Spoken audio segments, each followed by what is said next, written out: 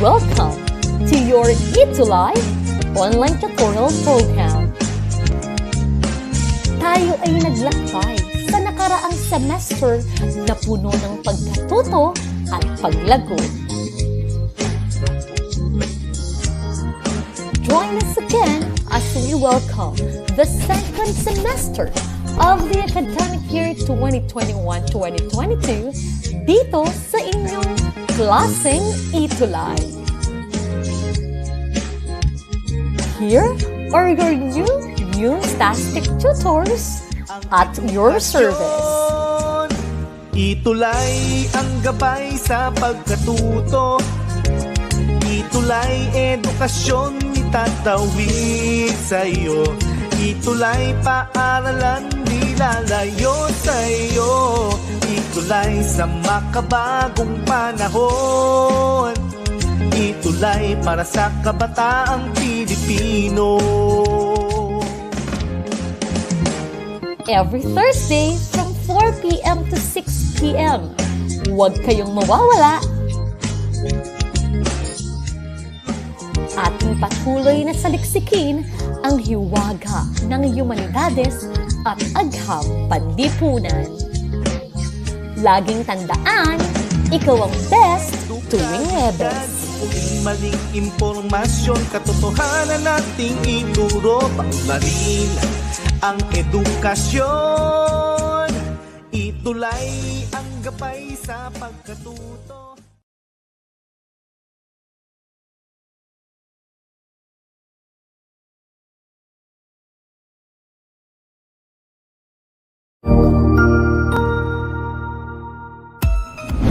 Mabuhay!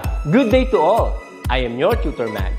Welcome to ETUlay, a free online tutorial, an initiative of the Department of Education, Information and Communications Technology Service, Educational Technology Unit, ICTS EdTech. This program is aimed at helping and assisting learners from kindergarten, senior high school, ALS, Alive and SPED learners. Aside from answering the modules, the ETUlay is offering programs which you will surely look forward to. Together with our parents and teachers, the ETUlay will bridge the gaps where difficulty and ease meet in learning new knowledge and skills. So, let us prepare our modules, pen and paper. Ready your mind to see and hear worthwhile and interesting lessons. Let us now study and learn, together with our volunteer online tutors. Tara na!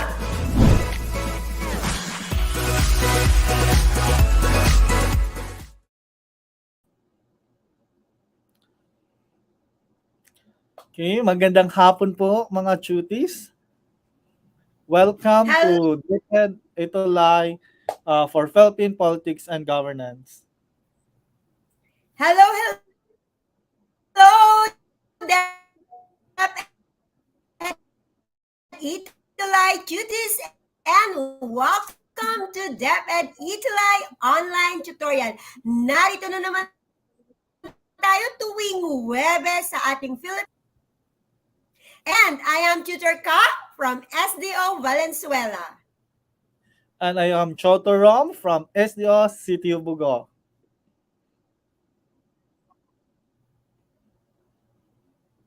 And with that, Tutor Rom, okay, ngayong hapon, we will tackle we are on quarter 4.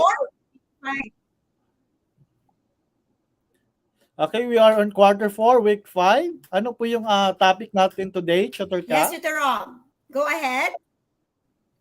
Okay, it's the topic... nature of elections and political parties in the Philippines. Okay, we would like to thank SDO Negros Oriental for allowing us to use their module for the fourth quarter of second semester of school year 2021-2022. We would also want to thank Miss Mona Lisa A. Almuguez as the writer of the module, under Schools Division Superintendent Senen Preselio D. Pulin Siso 5. Maraming salamat po, Negros Oriental.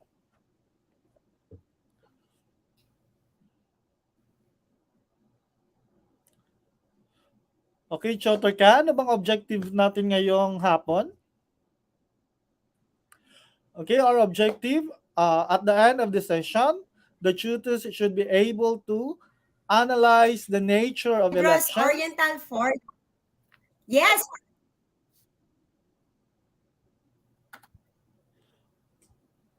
Chotor ka, ano ba yung mga write a paragraph on descriptive speech. Write a paragraph on descriptive speech about election, electoral and party systems in the Philippines, and display positive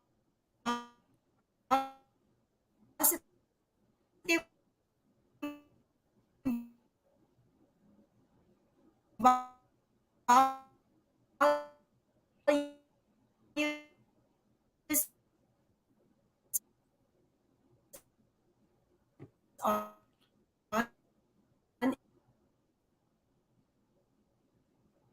Instituto Rome po ay nawawalan.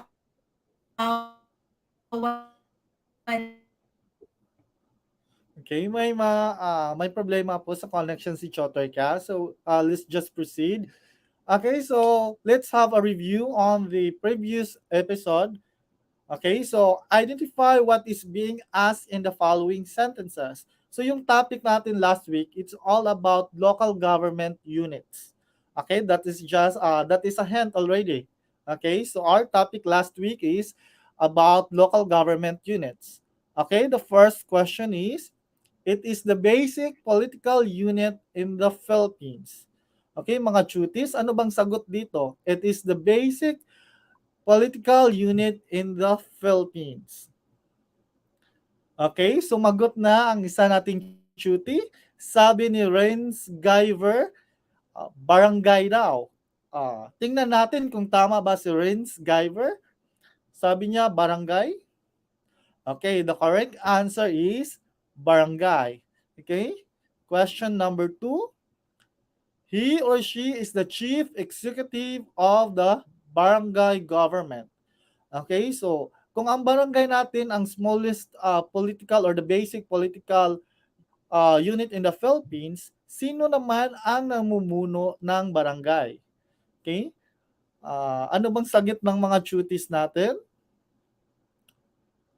Okay? So sabi ng duty natin, sabi ni Grazerny, sabi niya punong barangay. Okay, let us see if her answer is correct. Okay, the correct answer is punong barangay. Okay, now let's move on to question number 3. It is the legislative body of the barangay government which enacts ordinances for the welfare of the inhabitants. Okay, ano kaya ang sagot dito? It is the legislative body of the barangay. So ito yung gumagawa ng mga barangay ordinances at saka barangay resolutions. So ano kaya ang tawag sa body na ito? So tingnan natin ang sagot nating mga duties. Okay, sabi ni Joseph, sangguniang barangay. Okay, tingnan natin kung tama ba ang sagot ni Joseph. Okay, that's correct. Tama si Joseph. The answer is sangguniang barangay. Now, let's move on to fourth question. He or she enforces all laws and ordinances relative to the governance and implements all approved policies, programs, projects, services, and activities of the city. So, sino kaya ang nag-enforce or nag-implement ng laws or ordinances sa cities? Okay, tingnan natin ang sagot ng ating mga duties. Okay, sabi ni Ken, mayor daw. Tingnan natin kung tama ba ang sagot ni Ken. The correct answer is city mayor. Okay, tama si Ken. Okay, let's move on to the last question. It enacts ordinances, approves resolutions, and appropriate funds for the general welfare of the city and its inhabitants. Okay, para ito yung legislative body ng isang city. No, sila yung gumagawa ng mga ordinances, at mga resolutions. Ano kaya ang tamang sagot dito? Okay, tingnan nga natin ang sagot ng ating mga cuties. Okay, sabi ni Johanna ay sangguniang panglungsod. Tama kaya si Johanna, mga cuties? Tingnan nga natin. Okay, the correct answer is sangguniang panglungsod. Okay? So, ang gagaling naman ng mga cuties natin, no? So, ang dami nyo natutunan last week about local government units. Okay, let's move on to our topic for this week. Okay, so we are on Module 5, Week 5. So, our topic for today is about the nature of elections and political parties in the Philippines. Okay? So, what is an election? Okay, so elections are devices for filling a governmental office through choices made by the electorate, a designated body of qualified people. Okay, so ano bang ibig sabihin ng election sa madaling salita? So, an election is a formal group decision making process by which a population chooses an individual or multiple individuals to hold public office. So ito yung proseso kung saan tayo namimili kung sino ang mamumuno sa atin. Okay, so yan ang tinatawag nating election. Gaya nga ng nangyari nung May 9, no, kung saan tayo humalal ng mga iba't ibang mga leaders natin na mag-govern ng Philippines. Okay? Next, what are the rules and functions of elections? So may iba't ibang rules and functions ng elections, hindi lang pag-elect ng mga leaders. Okay, first is isa na doon ang recruiting political leaders. Okay? So, through elections, politicians, people who possess talents and skills relevant to electioneering are chosen. So, isang rule ng election ay pag-elect o paghalal natin or pagpili ng ating mga namumuno sa gobyerno. Gaya nga ng nangyari noong May 9 election. Second rule and function of election is making governments. Bakit making government? But the opposition as well. Okay, kasi pag may election, di ba, nagse-select tayo or namimili tayo ng mga tao na namumuno ng ating gobyerno. At yung mga tao na yun ay sila yung nagiging representante natin sa ating gobyerno. At sila din ang mga gumagawa ng mga batas upang mapalakad ang ating gobyerno. Kaya one of the functions of election is making governments. Okay, the next one or the third role and function of election is providing representation. Okay, take note that in democracy, nag-elect tayo ng mga leaders or mga tao upang maging representative natin. Okay? So, in fair systems, elections become the means through which people demand elected officials are considered the link between the government and the people. So yung na-elect natin na mga tao or mga leader, sila yung mga link or nagbabind natin, nagrepresenta sa ating mga mamamayan. So kaya one of the functions of election is providing representation. The fourth role and function of election is influencing policy. Okay? Elections may hinder the government from pursuing unpopular policies. Elections are considered as a venue by which people can choose official based on policy choices. Okay, so tandaan natin na yung mga natin na mamumuno sa ating gobyerno, sila yung mga gumagawa ng mga polisiya para influence policy. Okay, now let's move on to the fifth role and function of election, which is educating voters. Paano ba na-educate ang voters through election? Okay, so elections provide the electorate with abundant information during the campaign period and voting process. So the utilization of a wide array of campaign strategies, including the use of social media, has propelled elections to new heights. Okay, so dito natin nalalaman kung ano ba ang mga platforms ng mga ating mga tumatakbong mga officials. Kung ano ba ang mga priority nilang mga policies o ano bang mga policies na gagawin nila. Okay, that is one of the rules and function of elections, educating the voters or the electorate. The sixth role and function of election is building legitimacy. Okay? So what is building legitimacy o paano ito ginagawa? Okay? So elections provide justification for a system of rule and thus help in fostering legitimacy. So, yung mga ina-elect nating leaders, nagiging illegitimate ruler sila kasi tayong mga tao or mga electorate ang nag-select or nag-choose sa kanila. Okay? So in the Philippines, as in elsewhere, officials who are given seats in the government are considered holders of legitimate power as the people elected them. Kasi kita yung tayong mga mamamayan ang nag-select or namili kung sino ang mamumuno sa atin. Kaya it builds legitimacy. The last rule or the seventh rule and function of election is strengthening elites. Okay, so while elections can encourage people to participate in politics and link people to the government, elections also be a vehicle through which the political elites can manipulate and control the masses. Okay, so dito napapalakas yung mga impluensya ng mga leaders natin upang tayo ay mapasunod.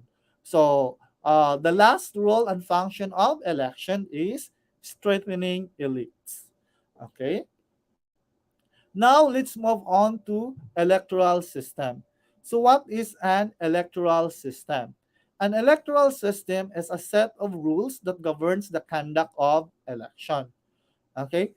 So, in other words, electoral system is a set of rules that governs the conduct of election. Kung paano isasagawa ang election, kung paano tayong mamimili ng ating mga liderato ng ating gobyerno.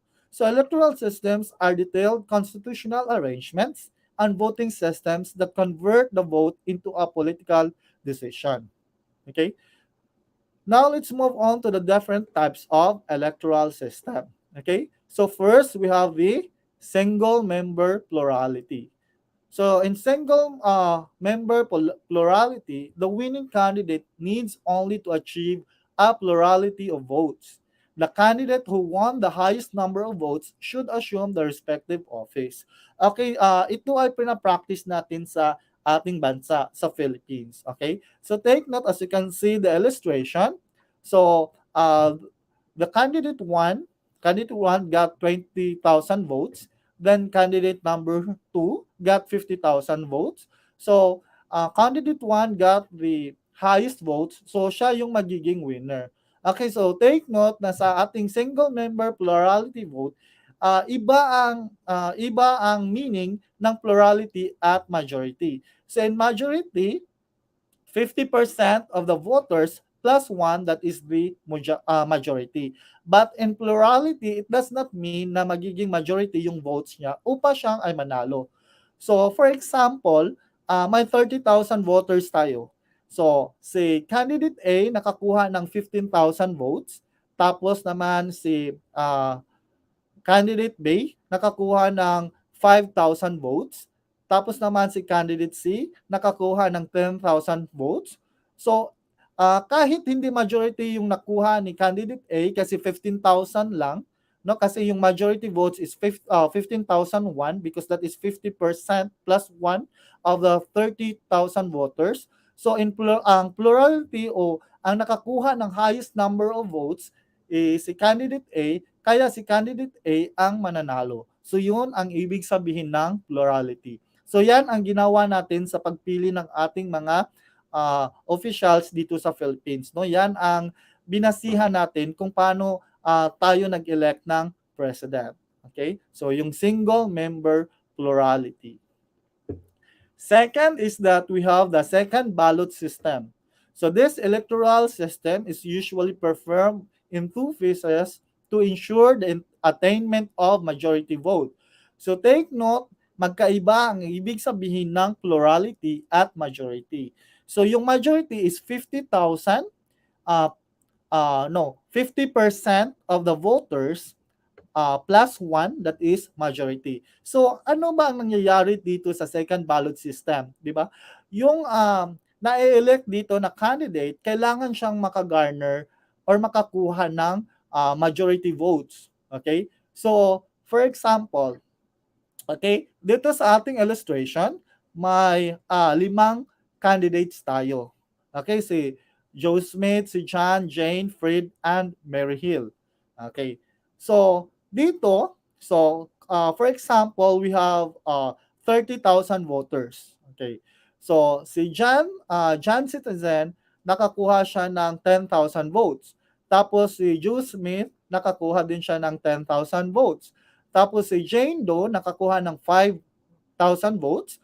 Si Fred Robel nakakuha siya ng 2,500 votes. Tapos si Mary Hill nakakuha din ng 2,500 votes. So, sa ating 5 candidates, walang nakakuha ng majority votes. The highest vote that was garnered is only 15,000, and that is below the majority votes. So, ang nakakuha ng maraming votes, no, yung top highest voters natin nakakuha ng highest votes, sila yung i-elect natin sa round 2.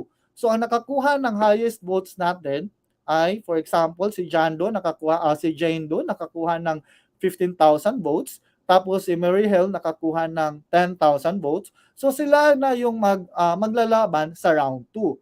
So sa round 2, upang makuha na yung majority, so dapat si Mary Hill makakuha ng 15,001 votes, tapos si Jane Doe nakakuha lang ng 40,999 votes, tapos yung ma-elect na natin or ang ipoproclaim na winner are si Mary Hill kasi siya ang nakakuha ng majority votes. So yun ang ibig sabihin ng second ballot system. Kailangan ang ma-elect or ang magiging winner ay makakuha ng majority votes. Okay? Now, on the second type of electoral system is the alternative vote and supplementary vote. So, voting is according to the rank preference until attainment of the majority vote. Okay. So, parang pareho lang ito sa second ballot vote.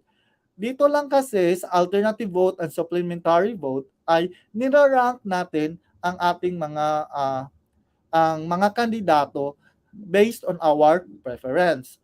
So, just like in our illustration, no, may 5 tayong candidates dyan, si Jones, si James, si Smith, si Anderson, at saka si Barbara.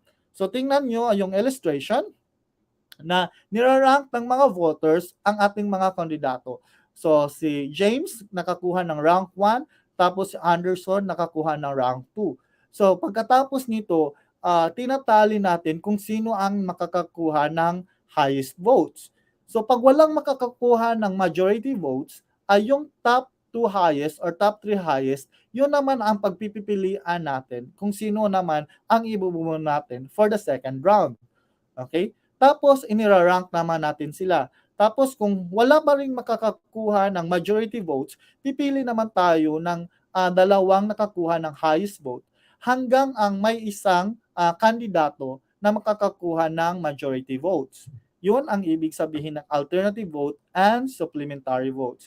So, nirarank natin yung ating mga kandidato based on our preference hanggang may makakuha na ng majority votes. Okay? Now, let's move on to another type of electoral system, which is the mixed member proportional and additional member system. Okay, proportional electoral casts 2 votes, one for candidate and one for the party. Okay, so paano ba ito ginagawa? So, for example, if one party wins 10% of the national votes but no district seats, then they would be awarded enough seats from the parliamentary list to bring the representation up to the approximately 10% of the parliament. Okay, so ito ay ginagawa sa United Kingdom at sa Ireland. Okay, so bali ang votes mo dito ay dalawa. Nagvo-vote ka sa kandidato at nagvo-vote ka rin sa kanyang party. Okay? So kaya tinatawag itong mixed member proportional and additional member system. Kasi pag nanalo yung tao tapos walang representative or kulang yung representative niya sa kanyang party, so fini-fill in ito ng mga electorate. So yan ang ibig sabihin ng mixed member proportional. Okay, now let's move on to single transferable vote system. So ano bang ibig sabihin ng single transferable vote system? So quota system and there is a flexible computation regarding the minimum number of votes needed to be in office. Okay, so tingnan natin yung illustration dito. So may 5 tayong candidates. First, we have Fergus, then we have Lorraine, Sin, Ila, and Frank. Okay? So, yung sa single transferable vote, may quota tayo. So for example, mayroon tayong 50,000 registered voters. Okay? Tapos yung quota natin is ipagpalagay na lang natin 15,000, no? Kailangan upang ma-elect ka as a winner, you have to get 15,000 votes. Okay? So dito sa ating illustration, so yung quota natin is 15,000. So for example, si Fergus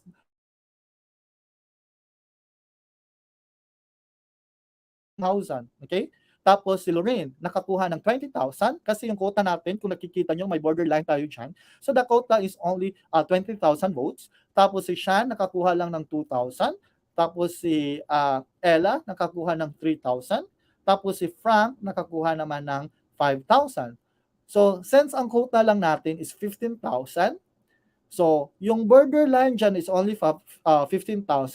Pero si Lauren, nakakuha ng 20,000 votes. So nag-exceed si Lauren ng 5,000 votes. Okay? So yung pulang bar dyan, yun ang ibig sabihin na exceeding votes for Lorraine.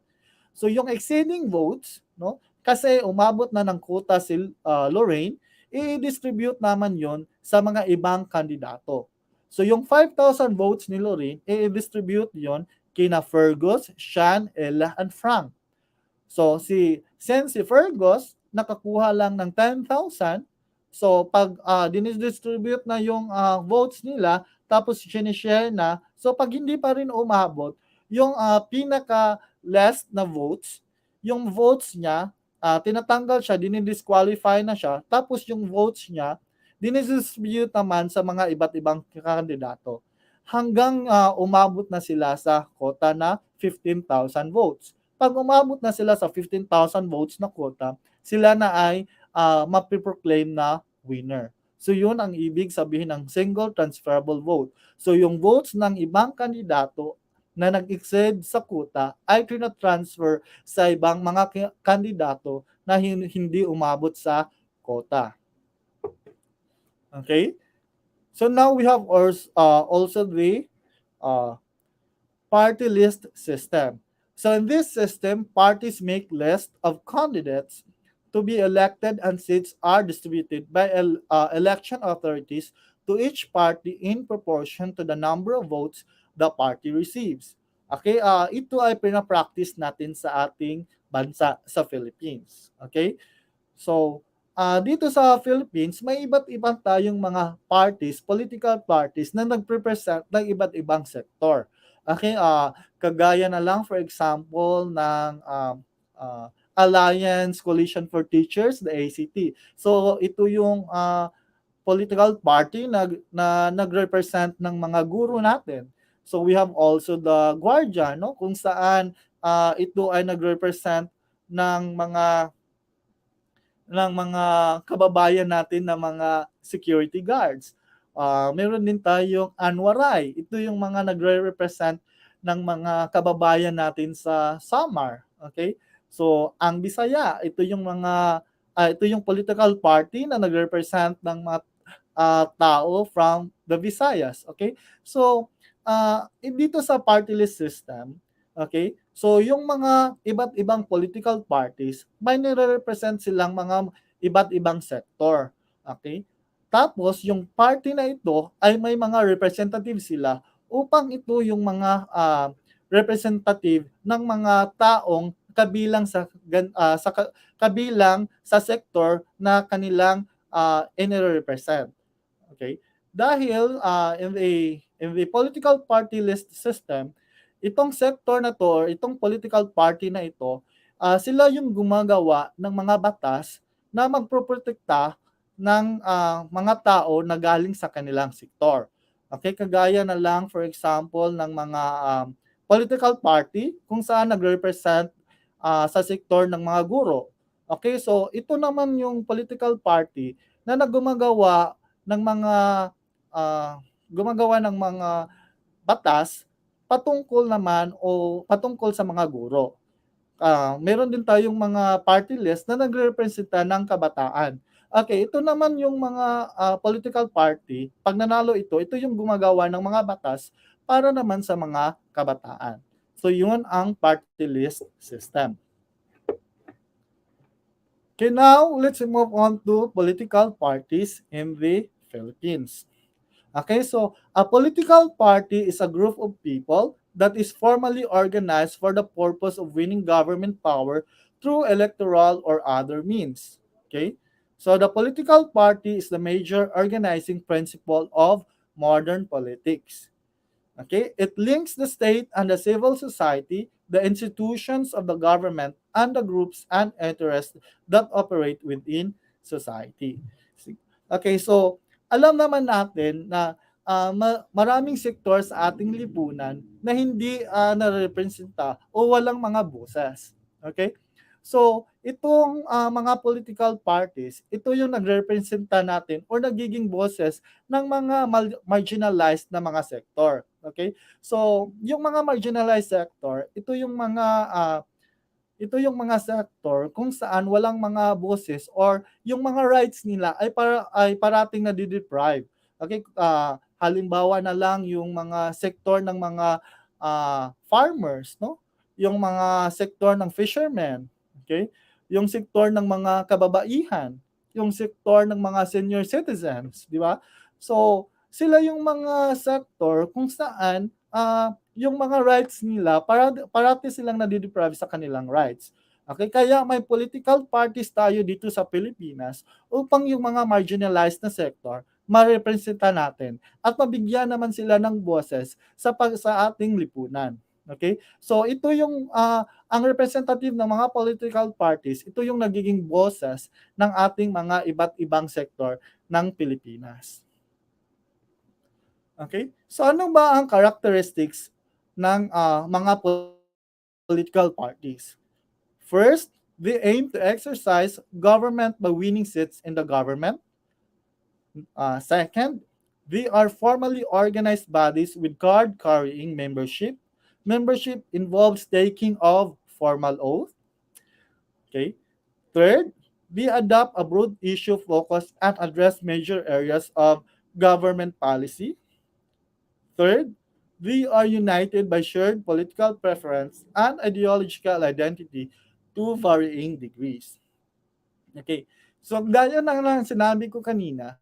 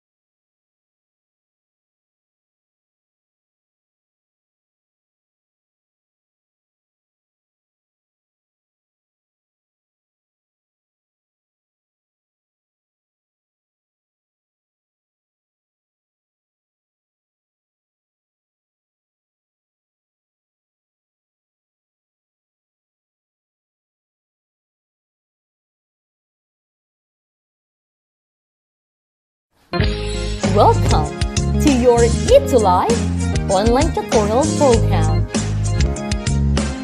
Tayo ay naglakbay sa nakaraang semester na puno ng pagkatuto at paglago. Join us again as we welcome the second semester of the academic year 2021-2022 dito sa inyong klaseng ETUlay. Here are your new tastic tutors at your service. ETUlay ang gabay sa pagkatuto. ETUlay edukasyon itatawid sa'yo. ETUlay paaralan di lalayo sa'yo. ETUlay sa makabagong panahon. ETUlay para sa kabataang Pilipino. Every Thursday from 4 p.m. to 6 p.m. Huwag kayong mawawala. Ating patuloy na saliksikin ang hiwaga ng humanidades at agham panlipunan. Laging tandaan, ikaw ang best tuwing Huwebes. Maling impormasyon, katotohanan nating ituro. Paunlarin ang edukasyon. ETUlay ang gabay sa pagkatuto.